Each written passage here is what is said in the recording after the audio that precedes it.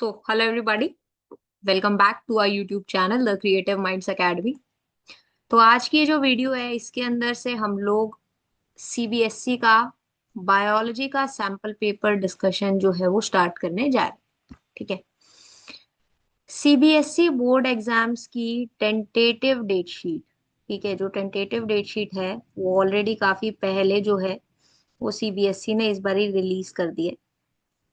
आज तक कभी सीबीएसई पहले कभी टेंटेटिव डेट शीट रिलीज नहीं करता था, बट इस बार सीबीएसई ने एक टेंटेटिव डेट शीट भी जो है वो रिलीज कर दी है। ठीक है, एंड मोस्ट प्रोबेबली इसमें ज्यादा चेंजेस नहीं आएंगे।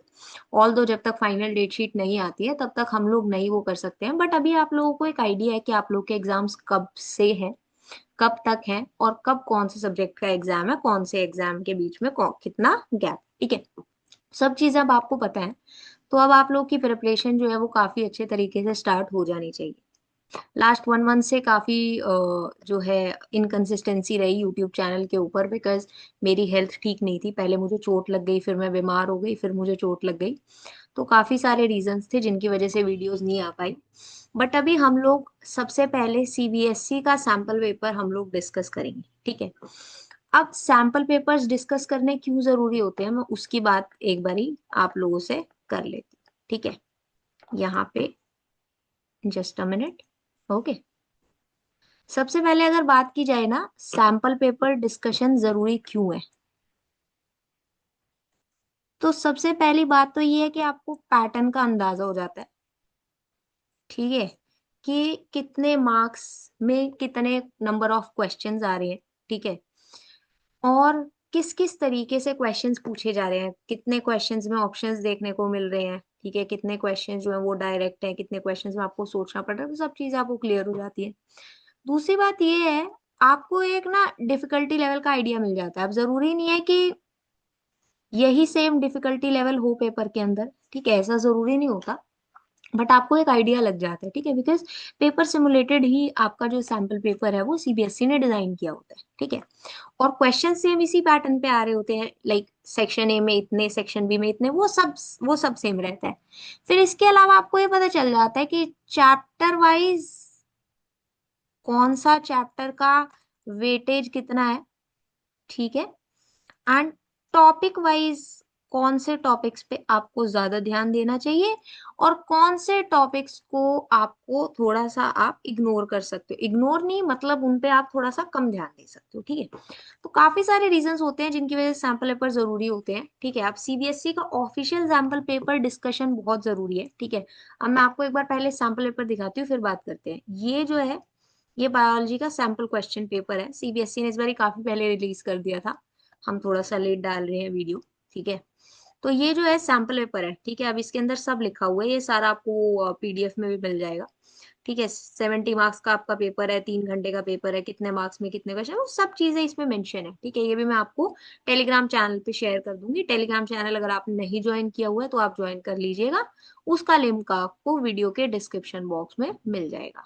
Now if I talk about just a minute, yes, marking scheme की अगर बात की जाए, तो ये जो है सीबीएसई की मार्किंग स्कीम है। ठीक है, ये जो है सीबीएसई की मार्किंग स्कीम है, यानी इसमें लिखा हुआ है जो सीबीएसई की मार्किंग स्कीम होती है ना, उसमें देखो यहाँ पे आपको ना देखने को मिला हुआ है कि ऑल्दो आपने तो यहाँ पे एमसीक्यूज की अगर बात की जाए तो ऑप्शन टिक करना है, ऑप्शन लिखाना है। ठीक है, बट उनकी एक्सप्लेनेशन भी यहाँ पे दी होती है। ठीक है, इसके अलावा आपको कितना लिखना है कौन से क्वेश्चन के लिए, वो सब चीजें दी होती है। एंड ये जो मार्किंग स्कीम होती है ना, सिमिलरली जब आपका क्वेश्चन पेपर आता है, जब आपका फाइनल एग्जाम होता है ना, तो उसकी भी एक मार्किंग स्कीम जो है वो हर टीचर को जो पेपर चेक करता है उनको दी जाती है।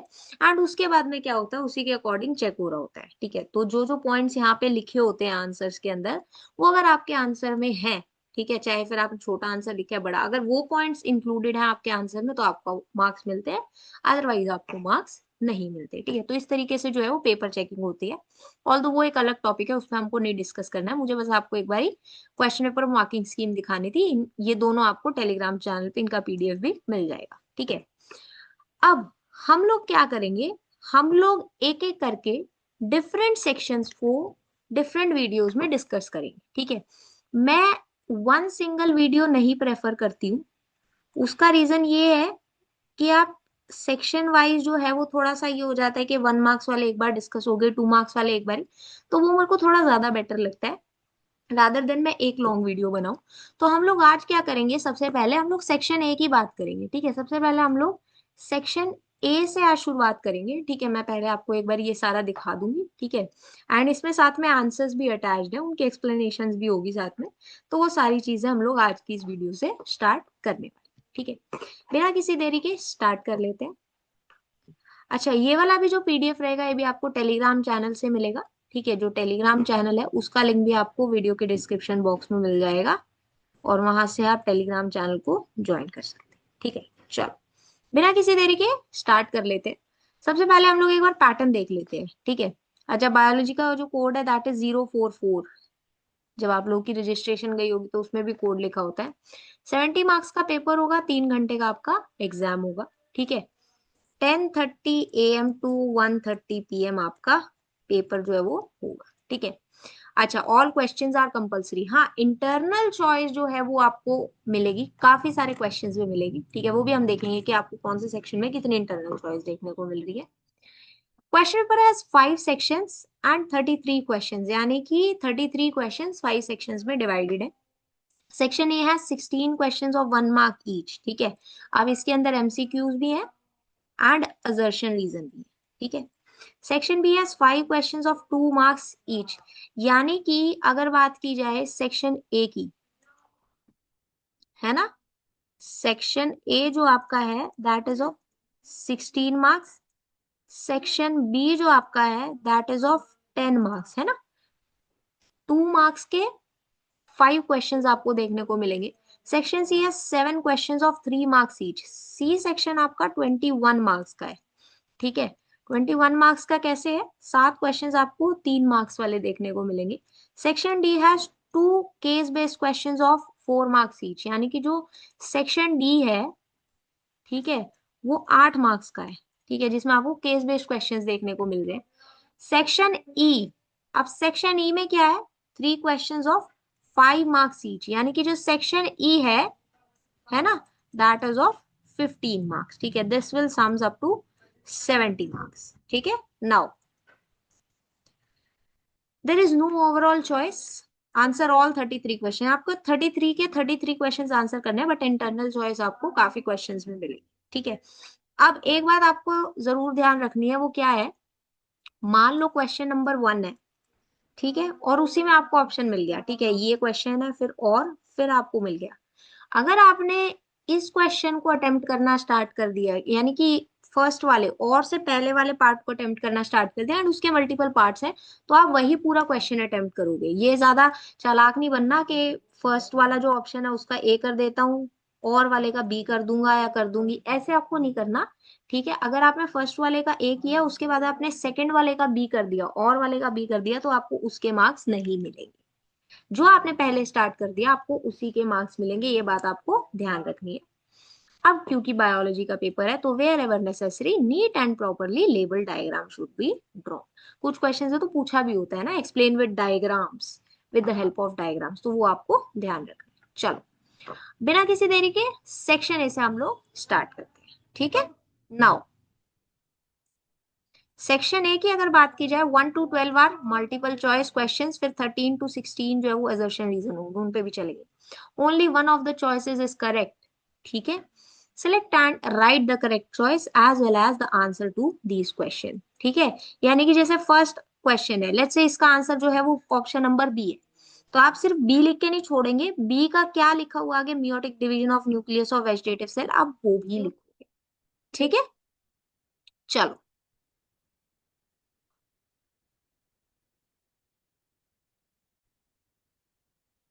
Yes okay.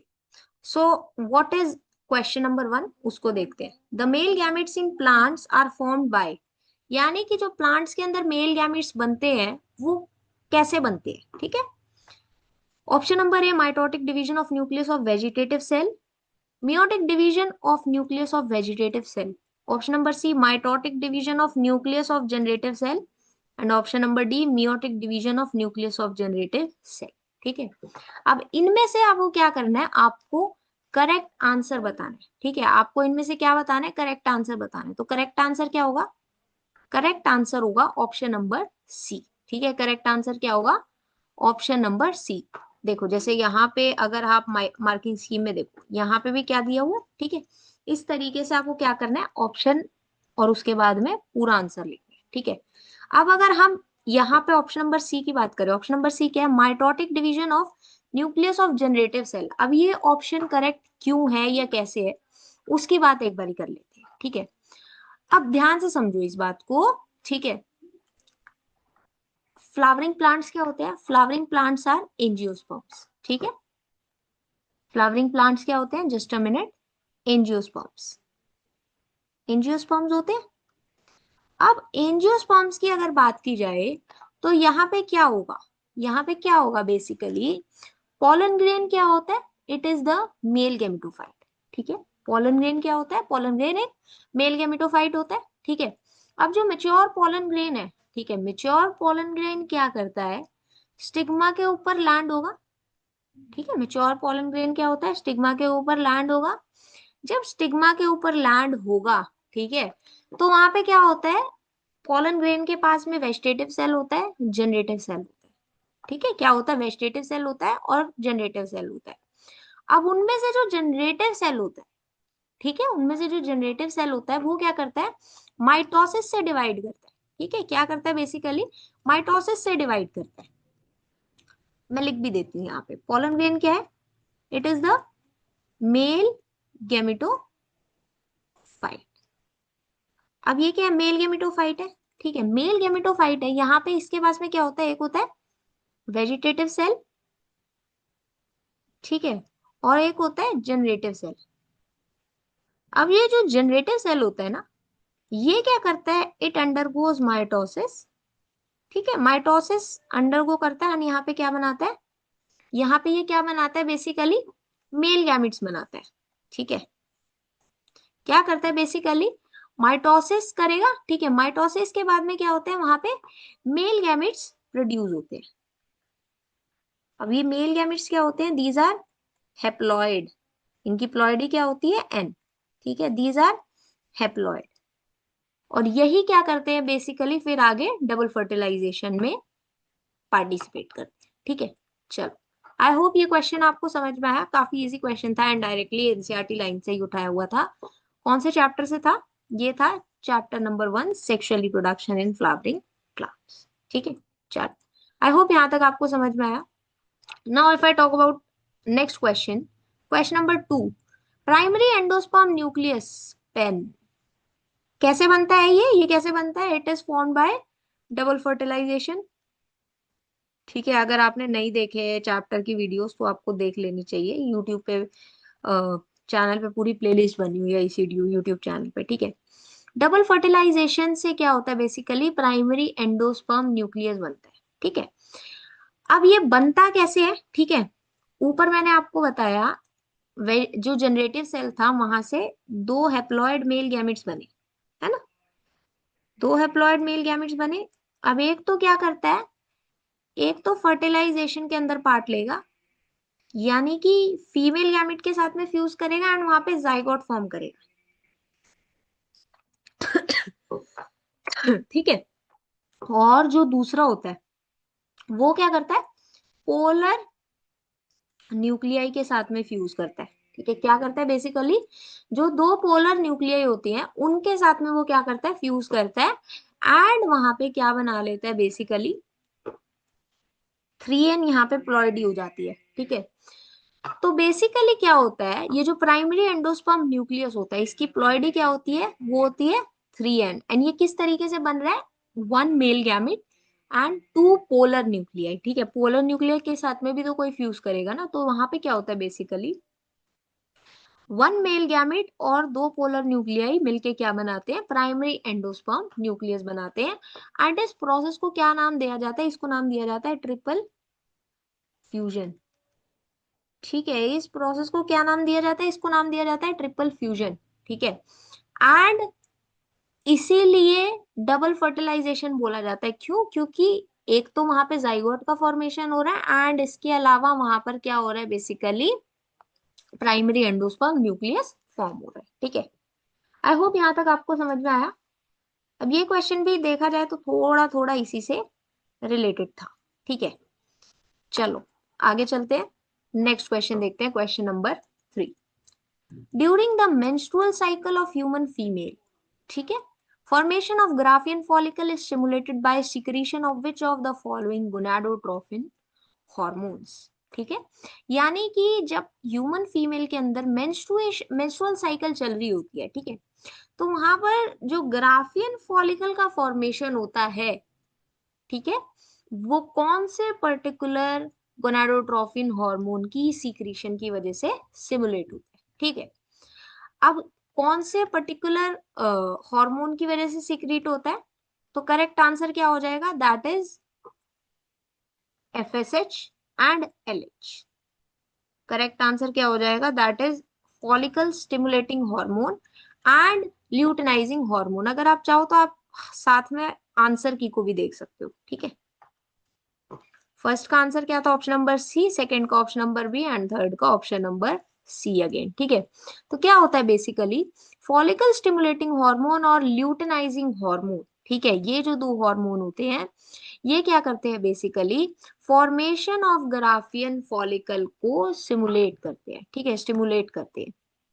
ठीक है, तो ये जो था ये काफी सीधा क्वेश्चन था। ठीक है, यहाँ पे क्या होता है बेसिकली, FSH क्या करता है, FSH जो होता है वो ग्रोथ और मैच्योरेशन ऑफ ओवेरियन फॉलिकल्स में हेल्प करता है। ठीक है, और इसके अलावा जो LH है, ठीक है, वो क्या करता है बेसिकली, एस्ट्रोजन की प्रोडक्शन को भी स्टिमुलेट करने में हेल्प करता है। ठीक है, चल, आई होप यहाँ तक आपको समझ में आया। अब ये क्वेश्चन कौन से चैप्टर से था, ह्यूमन रिप्रोडक्शन से। चलो नेक्स्ट क्वेश्चन पे चलते हैं। Next question is question number 4। The experimental proof of the thermal stability of genetic material was first provided by the experiment of, ठीक है, अच्छा ये वाला जो चैप्टर है ये हमको स्टार्ट करना है अभी, यूट्यूब चैनल पे नहीं आया। ठीक है, हम लोग पूरा जो ये यूनिट है जेनेटिक्स हेरेडिटी वाला, इसको भी हम लोग करेंगे। ठीक है, बट अभी इस क्वेश्चन को हमको देखना है। ठीक है, ये वाला क्वेश्चन भी अभी हम लोग देखेंगे। The experimental proof on the thermal stability of genetic material was first provided by the experiment of, option में क्या क्या, Hershey and Chase, Meselson and Stahl, Frederick Griffith, Jacob and Monod. ठीक है, इन सभी ने इंपॉर्टेंट कॉन्ट्रीब्यूशन दिए थे डिफरेंट डिफरेंट एक्सपेरिमेंट्स के थ्रू। ठीक है, बट जो ग्रिफिथ थे, ठीक है, जो फ्रेडरिक ग्रिफिथ थे ना, उन्होंने यहाँ पे heat killed bacteria related experiment जो है वो परफॉर्म किए थे। इसके ऊपर हम लोग डिटेल में बात करेंगे जब हम लोग चैप्टर की बात करेंगे, कुछ दिन में वो वीडियोस भी आनी स्टार्ट हो जाएंगी। ठीक है, तो जो फ्रेडरिक ग्रिफिथ थे, उन्होंने क्या किया था basically, thermal stability of genetic material को प्रूव किया था। ठीक है, उन्होंने क्या किया था experimentally, thermal stability of genetic material को प्रूव किसने किया था, फ्रेडरिक ग्रिफिथ ने किया था। ठीक है, इनके एक्सपेरिमेंट्स के बारे में हम लोग आने वाले कुछ वीडियोस के अंदर जो है वो बात करेंगे। ठीक है, तो अभी के लिए मैं इसको नहीं एक्सप्लेन करूंगी, अभी के लिए आपको ये बस याद रखना है। ठीक है, now short stretches of DNA used to identify complementary sequence in a sample are called, ठीक है, अब ये भी आप लोगों ने ये भी मैंने अभी YouTube चैनल पे इसकी भी बात नहीं की है। ठीक है, चलो कोई बात नहीं, इसको भी देख लेते हैं। Option number A is probe, option number B marker, option number C primer and option number D is mini satellite. ठीक है, अब क्या होता है, DNA के अंदर कुछ कॉम्प्लीमेंट्री सीक्वेंसेस होती है। ठीक है, तो कुछ शॉर्ट स्ट्रेचेस ऑफ DNA जो होते हैं ना, वो इन कॉम्प्लीमेंट्री सीक्वेंसेस को आइडेंटिफाई करने में हेल्प करते हैं। ठीक है, सैंपल के अंदर जो कॉम्प्लीमेंट्री सीक्वेंसेस है उनको आइडेंटिफाई करने में हेल्प करते हैं। वो जो शॉर्ट स्ट्रेचेस होते हैं उनको क्या नाम दिया जाता है, उनको नाम दिया जाता है प्रोब। ठीक है, उनको क्या नाम दिया जाता है बेसिकली, उनको नाम दिया जाता है प्रोब। ठीक है, प्रोब क्या होता है basically, these are single stranded DNA और RNA मॉलिक्यूल। ठीक है, अभी के लिए आप इतना याद रखो, these are single stranded DNA और RNA मॉलिक्यूल। ठीक है, ये बेसिकली रेडियो लेबल्ड होते हैं। वो सारी बात हम लोग चैप्टर की जब हम लोग बात करेंगे तब पढ़ेंगे। ठीक है, तो इसका जो करेक्ट आंसर हो जाएगा that is option number A, probe. ठीक है, इसका करेक्ट आंसर क्या हो जाएगा? ऑप्शन नंबर ए, प्रोब जो है वो इसका करेक्ट आंसर यहाँ पर हो जाएगा। ठीक है, चलो, आई होप यहाँ तक आपको समझ में आया। 5 क्वेश्चंस अभी हमने डिस्कस कर लिए। Now again question number 6, select the incorrect statement among the following. P square plus 2pq plus q square is equal to 1. This is binomial expansion of p plus q square. Okay. When frequency measured differs from expected values, the difference or direction indicates the extent of evolutionary change. Okay. अच्छा, सबसे पहले अगर हम लोग first statement को देखें, ठीक है, तो जो फर्स्ट स्टेटमेंट है ये क्या हो जाएगी? ये क्या हो जाएगी? ये तो करेक्ट हो जाएगी। ठीक है, ये तो हम लोग मैथ में भी पढ़ते हैं ना, P plus Q square, P square plus 2pq plus Q square is equal to 1, ये करेक्ट हो जाएगा। ठीक है, when frequency measured differs from expected values, the difference or direction indicates the extent of evolutionary change, ये भी ठीक हो जाएगी। ठीक है, क्या होता है जब मेजर्ड फ्रीक्वेंसी जो होता है वो एक्सपेक्टेड वैल्यू से डिफर करती है ना, तो किस डायरेक्शन में या जो डिफरेंस कितना है ना वो इवोल्यूशनरी चेंज को बताता है। ठीक है, कितना इवोल्यूशनरी चेंज हुआ है। ठीक है, तो ये स्टेटमेंट भी क्या हो जाएगी? ये भी क्या हो जाएगी? बेसिकली करेक्ट हो जाएगी। ठीक है, अब अगर हम लोग बात करें नेक्स्ट स्टेटमेंट की, नेक्स्ट स्टेटमेंट क्या है? Option number C. ठीक है, ऑप्शन नंबर सी अब क्या है बेसिकली, इसको ध्यान से समझो। Hardy-Weinberg principle says that phenotypic frequencies in a population are stable and these are constant from generation to generation. ठीक है, यानी कि क्या बोला जा रहा है? ये बोला जा रहा है कि हार्डी वेनबर्ग प्रिंसिपल क्या कहता है, जो फिनोटिपिक फ्रीक्वेंसीज हैं किसी भी पॉपुलेशन के अंदर वो स्टेबल होती है। ठीक है, एंड जनरेशन टू जनरेशन क्या रहती है? वो कांस्टेंट रहती है। ठीक है, बट ऐसा क्या है बेसिकली, ऐसा नहीं होता। ठीक है, ये आपको समझना पड़ेगा। ठीक है, ऐसा नहीं होता। जो फिनोटिपिक होती है, ठीक है, जो फिनोटिपिक होती है ना, वो बेसिकली यहाँ पे जो हार्डी बेनवर्क प्रिंसिपल के अंदर बात की जाती है वो जीनोटिपिक को लेके बात की जाती है। ठीक है, हमेशा कांस्टेंट हो ऐसा जरूरी नहीं होता। ठीक है, यहाँ पे क्या होता है, जस्ट अ मिनट।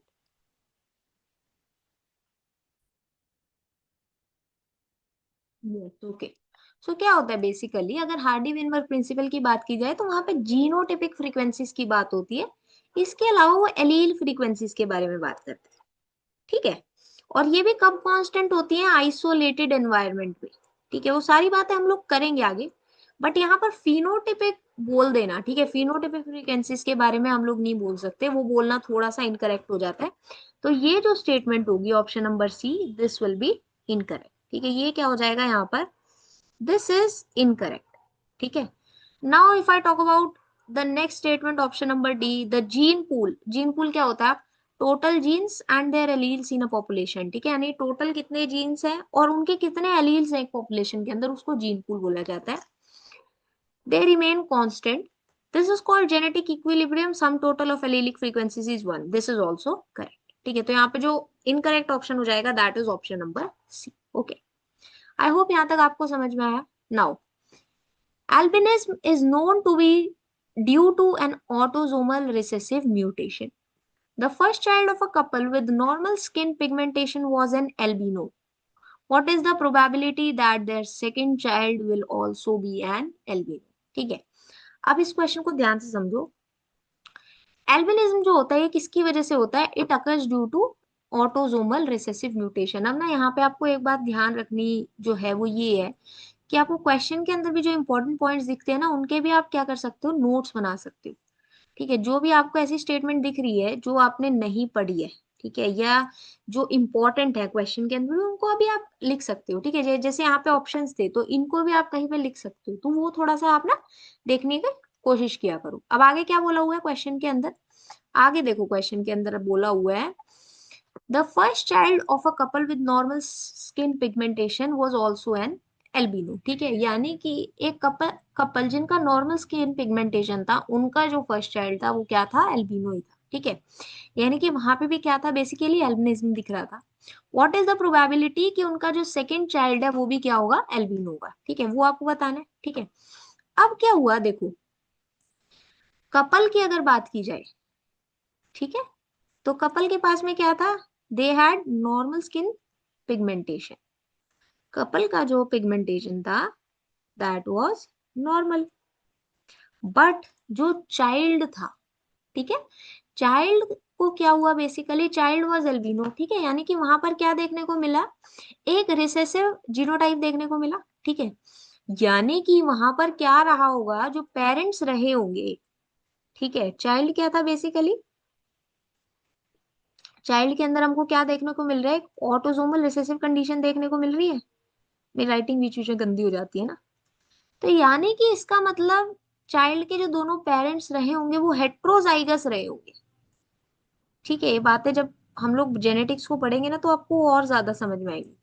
तो यानी कि जो दोनों पिगमेंट्स जो दोनों पेरेंट्स रहे होंगे, लेट से हम यहाँ पे इसको ए से डिनोट कर लेते हैं, ठीक है। तो जो दोनों पेरेंट्स रहे होंगे वो क्या रहे होंगे, बेसिकली हेट्रोजाइगस रहे होंगे, ठीक है।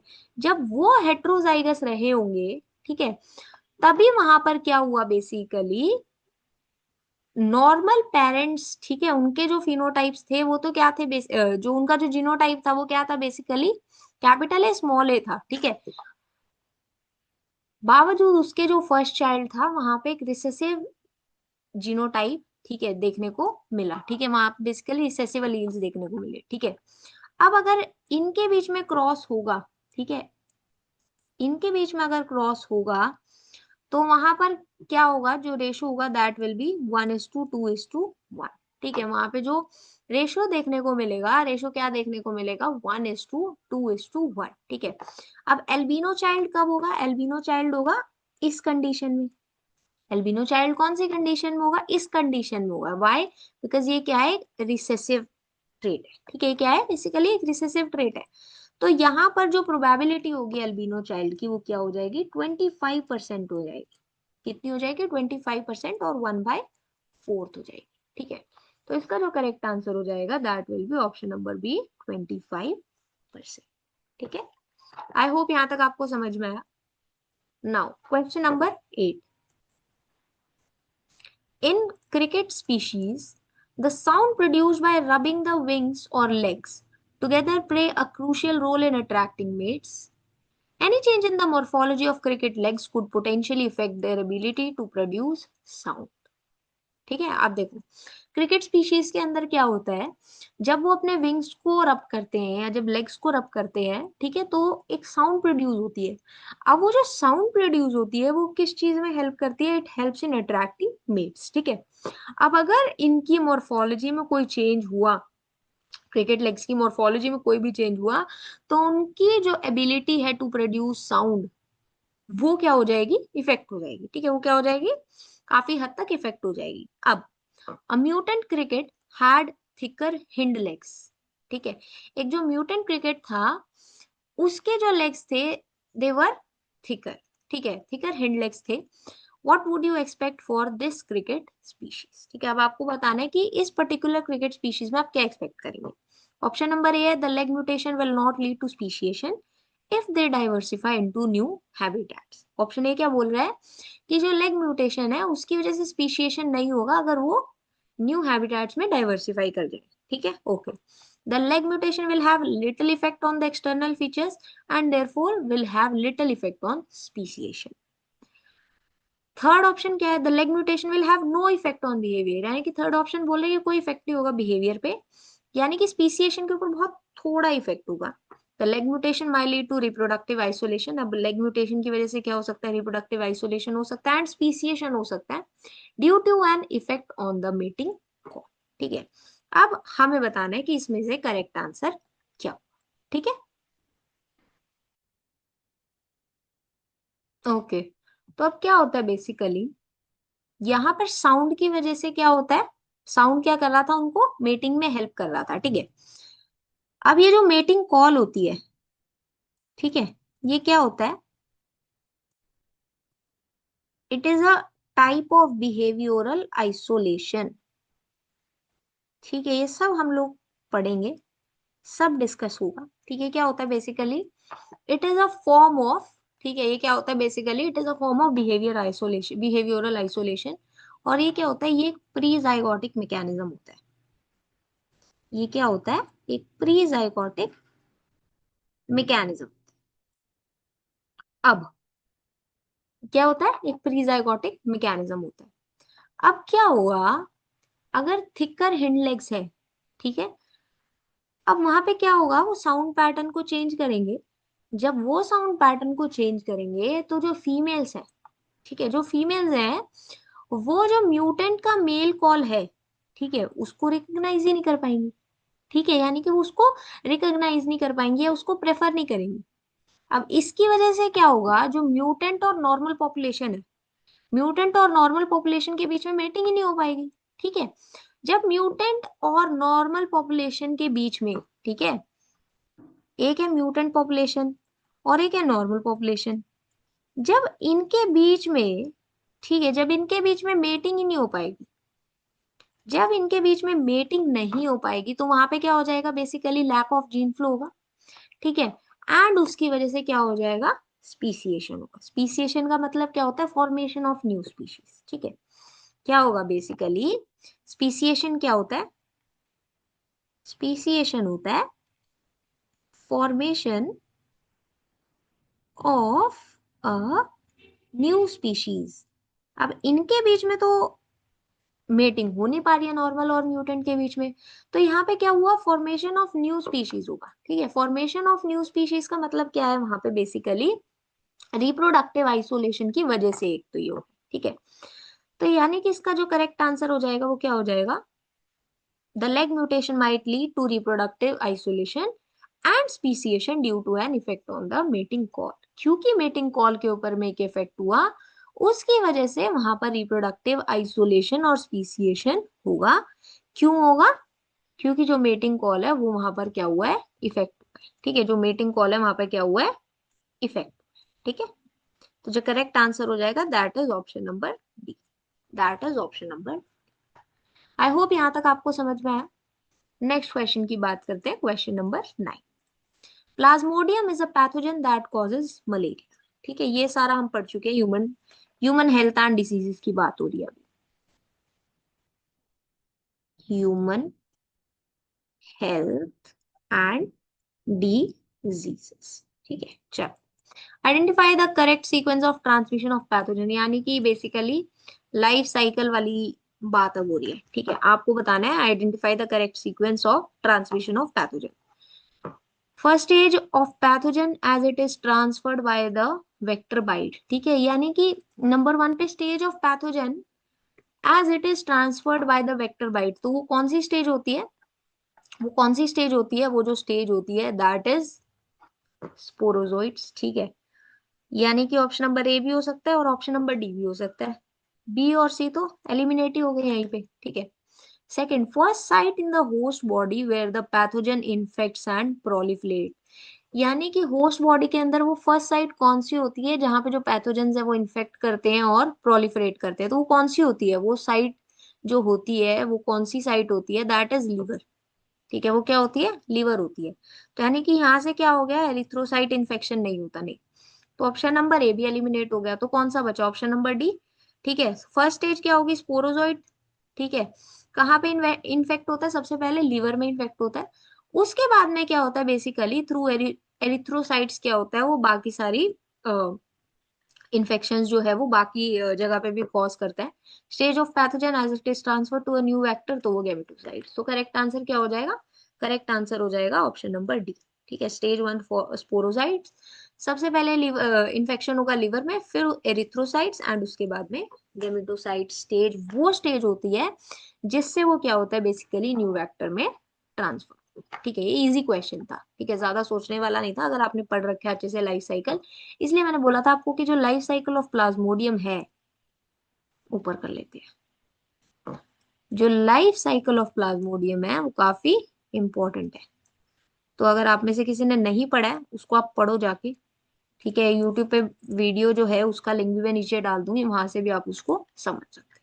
चलो नेक्स्ट देखते हैं, question number 10, which mRNA will be translated to a polypeptide chain containing 8 amino acids। ठीक है, अब यहाँ पे आपको क्या दिए हुए हैं, बेसिकली कुछ सीक्वेंसेस दिए हुए हैं, mRNA सीक्वेंसेस, आपको बताना है कि इनमें से कौन सी जो है पॉलीपेप्टाइड चेन में ट्रांसलेट होगी विच कंटेन्स 8 अमीनो एसिड्स। ठीक है, तो ये आपको यहाँ पर 4 सीक्वेंसेस दिए हैं, इनमें से आपको करेक्ट आंसर यहाँ पे बताना। ठीक है, तो चलो इस क्वेश्चन को भी एक बार देख लेते हैं।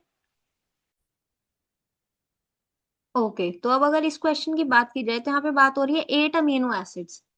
8 अमीनो एसिड्स का मतलब ये है यहाँ, यानी कि यहाँ पे 8 कोडिंग कोडॉन्स तो होने ही होने चाहिए।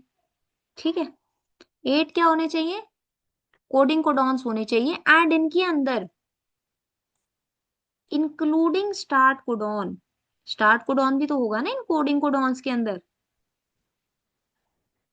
इसके अलावा एक स्टॉप कोडॉन भी होना चाहिए, एक स्टॉप कोडॉन भी होना चाहिए। अब ये क्या होगा, ये होगा नॉन कोडिंग, ये क्या होगा, नॉन कोडिंग होगा। अब एक कोडॉन के अंदर कितने बेसिस होते हैं, एक कोडॉन के अंदर 3 बेसिस होते हैं।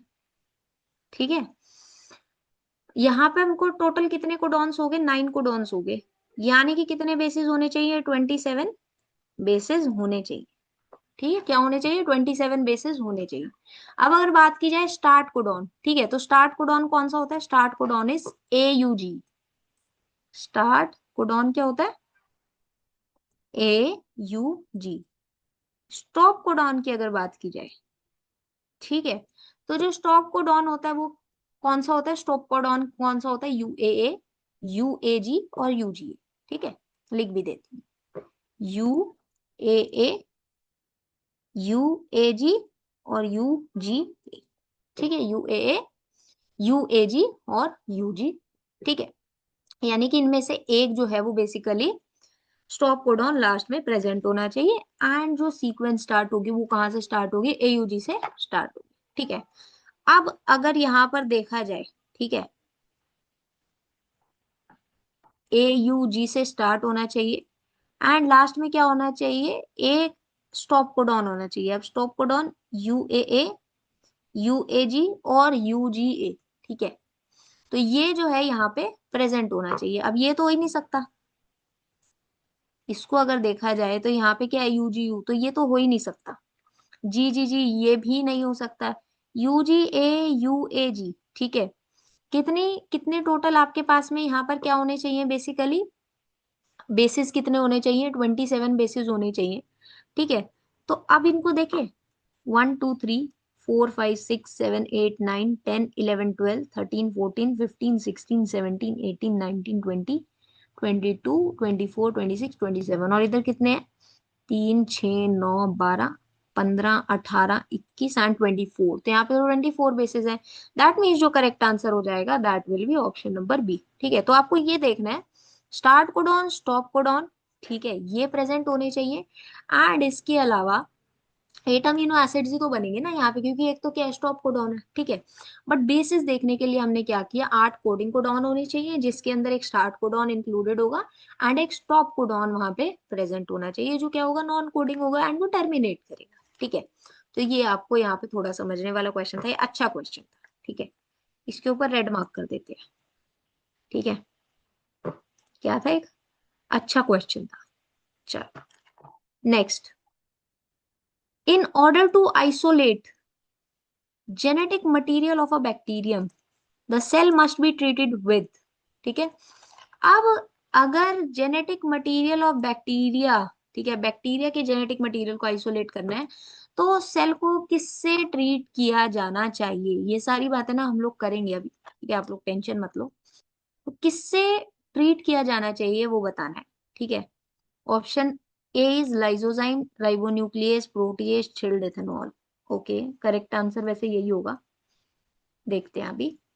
ठीक है, next is cellulase, ribonuclease, protease, chilled ethanol. Okay, chitinase, ribonuclease, chilled ethanol, water, ribonuclease, protease, chilled ethanol, water. ठीक है, तो इसका जो करेक्ट आंसर होगा that will be option number A, lysozyme, ribonuclease, protease and chilled ethanol. ठीक है, अब ये क्यों होगा, लाइसोजाइम क्या करेगा, बैक्टीरिया की जो सेल वॉल होती है, ठीक है, हाँ, तो जो बैक्टीरिया होता है इसकी जो सेल वॉल होती है किससे बनी हुई होती है, it is made up of peptidoglycan. ठीक है, तो जो राइबो ये लाइसोजाइम होगा, लाइसोजाइम क्या करेगा बेसिकली, सेल वॉल को ब्रेक करने में हेल्प करेगा।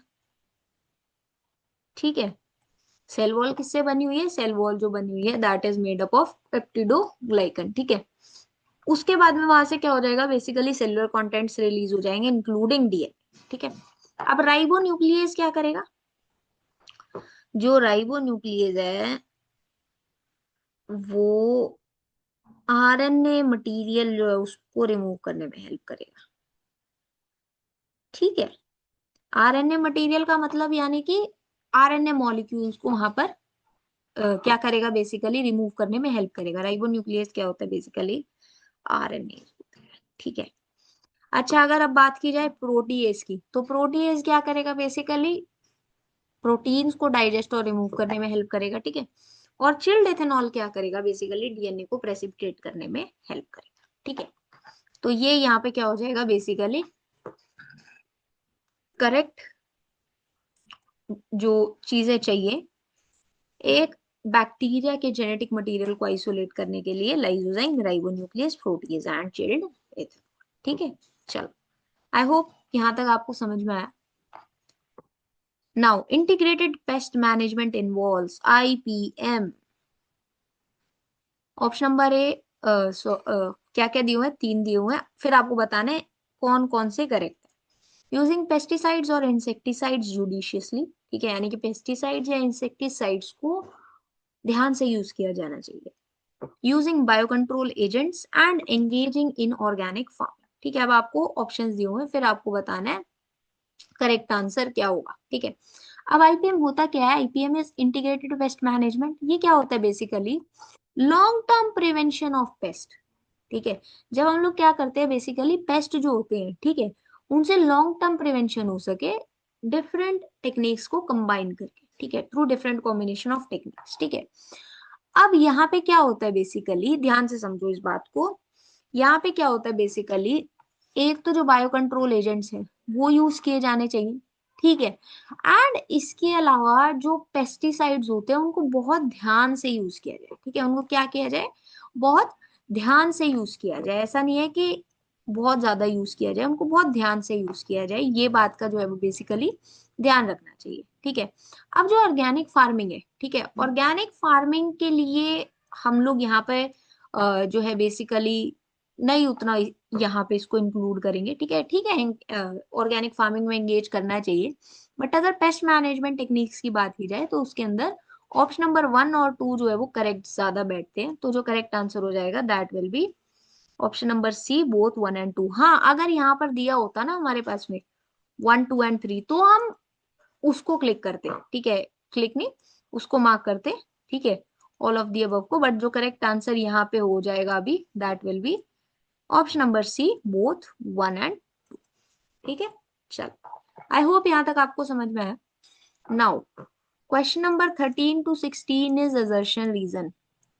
ठीक है, असर्शन रीजन है। अब असर्शन रीजन के अंदर क्या है? आपको 2 स्टेटमेंट दी होंगी, एक असर्शन एक रीजन। आपको बताना है क्या असर्शन और रीजन दोनों ठीक है, एंड क्या रीजन असर्शन का करेक्ट रीजन है या नहीं। ठीक है, फिर इसके अलावा क्या होगा? असर्शन और रीजन दोनों ठीक है, बट रीजन करेक्ट एक्सप्लेनेशन नहीं है असर्शन के लिए। Assertion is true, reason is false, assertion is false, reason is true. ठीक है, चलो एक करके हम लोग देखेंगे और फिर हम लोग मार्क करेंगे। अब मार्क कैसे करना होता है? यहाँ पे ए बी सी डी ऐसे मार्क करना होता है। ठीक है, देखते हैं, इसको भी देखते हैं। देखो यहाँ पे मैं आपको मार्किंग स्कीम में भी दिखाती हूँ। सबसे पहले आप क्या लिखोगे? ऑप्शन लिखोगे, एंड उसके बाद में आप क्या करोगे? वो स्टेटमेंट लिखोगे। यानी सी में क्या है? Assertion is true, reason is false, इस तरीके से आप लिखोगे। चलो एक एक करके देखते हैं। The ability of the pistil to recognize the pollen is the result of continuous dialogue between pollen and pistil. यानी कि जो पिस्टिल होता है वो क्या करता है? बेसिकली पॉलन को रिकॉग्नाइज करता है। It is a result of continuous dialogue between pollen and pistil. Yes, it is correct, because pollen pistil interaction के बारे में हमने पढ़ा है, तो ये हमको पता है, ये तो ठीक हो जाएगा। ओके, ठीक है, पॉलन पिस्टिल इंटरेक्शन के बारे में हमने पढ़ा हुआ है। This electrical dialogue allows only compatible pollen to germinate. अच्छा, ये जो इलेक्ट्रिकल डायलॉग होता है ये क्या करता है? सिर्फ कंपैटिबल पॉलन को जर्मिनेट करवाता है, ठीक है। तो ये यहाँ पे क्या हो जाएगा, ये फॉल्स हो जाएगा। क्यों फॉल्स हो जाएगा मैं बताती हूँ। ये इसलिए फॉल्स हो जाएगा क्योंकि यहाँ पर जो डायलॉग होता है वो इलेक्ट्रिकल डायलॉग नहीं होता, केमिकल इंटरेक्शन होता है। इलेक्ट्रिकल डायलॉग कैसे होगा, है ना। तो यहाँ पे जो इंटरेक्शन होता है दैट इज केमिकल इंटरेक्शन, ठीक है। तो वहां पे कंपैटिबल पोलन ही जर्मिनेट होता है, बट जो इंटरेक्शन होता है that is chemical interaction, electrical नहीं होता, ठीक है। जो करेक्ट आंसर हो जाएगा that is option number C, assertion is true but reason is false. Okay, now question number 14, some organisms are better adapted to survive in an otherwise hostile environment. Okay, adaptive ability is inherited and has a genetic bias, ठीक है। अब ध्यान से समझो, some organisms are better adapted to survive in an otherwise hostile environment, ये ठीक है, ये स्टेटमेंट बिल्कुल ठीक है, बिकॉज कुछ ऑर्गेनिजम्स जो हैं they are better suited to an environment. Okay, adaptive ability is inherited and has a genetic basis, ठीक है। ओके, अभी जो अडेप्टिव एबिलिटी होती है इनहेरिटेड होती है and it has a genetic bias, तो ये भी करेक्ट स्टेटमेंट हो जाएगी एंड इसका रीजन भी हो जाएगी। तो इसका जो करेक्ट आंसर हो जाएगा that will B option number A, both assertion and reason are correct and R is the correct explanation of, ठीक है। तो ये जो है वो ठीक हो जाएगा। ओके, क्वेश्चन नंबर 15 को अब हम लोग देखते हैं, क्वेश्चन नंबर 15 को देखते हैं। Okay, excess dose of coke or crack produces a sense of euphoria, increased energy and cause hallucination, नहीं ये रॉन्ग हो जाएगा। It interferes with the transport of dopamine, okay, ये करेक्ट हो जाएगा, ठीक है। कोक और क्रैक का यहाँ पे किससे मतलब है आपको पता है, कोकेन से मतलब है। किससे मतलब है, कोकेन से। क्या होता है बेसिकली, ध्यान से समझो इस बात को, यूफोरिया होता है, ठीक है, इंक्रीज्ड एनर्जी भी होगी, ठीक है, बट वहां पर क्या होता है basically, central nervous system stimulate होता है। क्या होता है, सेंट्रल नर्वस सिस्टम क्या होता है बेसिकली, ट्रिगर होता है, या सेंट्रल नर्वस सिस्टम क्या होता है, स्टिमुलेट होता है। वो जो है वहां पे वो हेलुसिनोजन के अंदर उसको आप नहीं कैटेगराइज करते हैं, ठीक है, उसको हेलुसिनोजन के अंदर हम लोग नहीं कैटेगराइज करते हैं, ठीक है। मतलब हेलुसिनेशन हो सकती है बट वो उसका प्राइमरी इफेक्ट नहीं होगा, ठीक है, वो उसका प्राइमरी इफेक्ट नहीं होगा। तो इसलिए जो फर्स्ट स्टेटमेंट है ये तो क्या हो जाएगी, गलत हो जाएगी। It interferes with the transport of dopamine, हाँ ये करेक्ट है, ठीक है। तो इसका जो करेक्ट आंसर हो जाएगा वो क्या हो जाएगा, यहाँ पे क्या है, असर्शन रॉन्ग है और आर करेक्ट है, तो ऑप्शन नंबर डी यहाँ पे क्या हो जाएगा, करेक्ट हो जाएगा, ठीक है। ऑप्शन नंबर डी जो है वो इसका करेक्ट आंसर यहाँ पर हो जाएगा, ठीक है। करेक्ट आंसर क्या हो जाएगा, ऑप्शन नंबर डी यहाँ पर हो जाएगा। इस सेक्शन का लास्ट क्वेश्चन अभी हम लोग देखेंगे एंड उसके बाद में इस वीडियो को हम लोग रैप अप करते हैं, ठीक है। आप चलो इसको ध्यान से देखते हैं। Rosie was the first transgenic cow to make more nutritionally balanced milk for consumption by human babies. हाँ ये स्टेटमेंट करेक्ट है, फर्स्ट ट्रांसजेनिक काउ जो थी वो रोजी थी, ठीक है। Raw milk of Rosie cow contained human beta lactalbumin which made the milk rich in protein, ठीक है। अब ये जो स्टेटमेंट है ये फॉल्स है, ठीक है। जो काउ थी रोजी, ठीक है, it contain the human protein alpha lactalbumin, ठीक है, वहां पे बीटा लेक्टेल्बुमिन नहीं था, ठीक है। यहाँ पे क्या है, बीटा लेक्टेल्बुमिन है, वहां पे अल्फा लेक्टेल्बुमिन प्रोटीन जो है वो बेसिकली उस काऊ के, रोजी काऊ के मिल्क के अंदर जो है वो प्रेजेंट था, ठीक है, जिसकी वजह से वो जो मिल्क था that was more nutritionally balanced and human milk से सिमिलर उसकी जो है वो क्वालिटी थी, ठीक है। जो ह्यूमन मिल्क है उसी से सिमिलर क्वालिटी मिल्क की थी, ठीक है। यहाँ पे क्या था बेसिकली, अल्फा लेक्टेल्बुमिन वहां पे प्रेजेंट था, ठीक है, alpha lactalbumin was present, not beta, ठीक है, नॉट बीटा लेक्टेल्बुमिन। तो इसका करेक्ट आंसर क्या हो जाएगा, A is true R is false, यानी कि ऑप्शन नंबर सी जो है इसका करेक्ट आंसर हो जाएगा, ठीक है। ओके, सो आई होप यहाँ तक आपको समझ में आया। आई नो वीडियो काफी बड़ी हो गई है बट हमने सिर्फ एक ही सेक्शन डिस्कस किया है, बट एक सेक्शन हमने काफी डिटेल में अभी डिस्कस कर लिया, ठीक है। नेक्स्ट जो वीडियो आएगी उसके अंदर हम लोग सेक्शन बी को डिस्कस करेंगे, या शायद हो सकता है सेक्शन सी भी साथ में डिस्कस कर लें, लेट्स सी कैसे होगा, ठीक है। बट अभी नेक्स्ट वीडियो जो आएगी वो आपको बहुत जल्दी देखने को मिलेगी। आई होप यहाँ तक आपको समझ में आया। अगर फिर भी आपको कोई डाउट्स हैं then please post your doubts in the comment section. ये पीडीएफ आपको हमारे टेलीग्राम चैनल से मिल जाएगा, उसको आप ज्वाइन कर सकते हैं। लिंक आपको वीडियो के डिस्क्रिप्शन बॉक्स में मिल जाएगा। अगर आपको ये वीडियो अच्छी लगे then please like the video, do share it with your friends, and अगर आपने अभी तक हमारे यूट्यूब चैनल को नहीं सब्सक्राइब किया है then please do support us by subscribing to our YouTube channel. We will meet you with a next interesting video. Till then, keep learning.